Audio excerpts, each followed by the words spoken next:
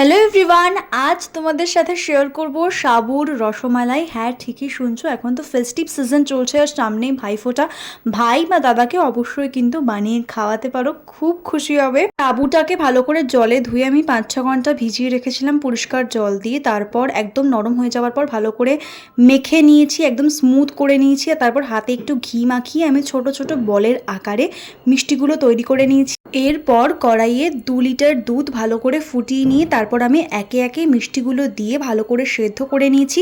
যেই মুহূর্তে তোমরা দেখতে পাবে যে বলগুলো সেদ্ধ হয়ে গেছে, দেখবে একদম উপরে ভেসে উঠবে। আর তখন আমি এখানে দিয়ে দিয়েছি 1/2 কাপ মতো গুঁড়ো দুধ, মিশ্রণটা একটু ঘন হওয়ার জন্য। আর আমি এখানে মিষ্টি হওয়ার জন্য চিনি ব্যবহার করিনি, আমি এখানে বাতাসা দিয়েছি। এলাচ আমি একদম পছন্দ করি না বলে এলাচটা দিইনি, তোমরা চাইলে দিতে পারো। ব্যাস, তারপর ভালো করে মিশিয়ে গরম গরম সার্ভ করো সাবুর রসমালাই। ভিডিওটা ভালো লাগলে সাবস্ক্রাইব করে দিও।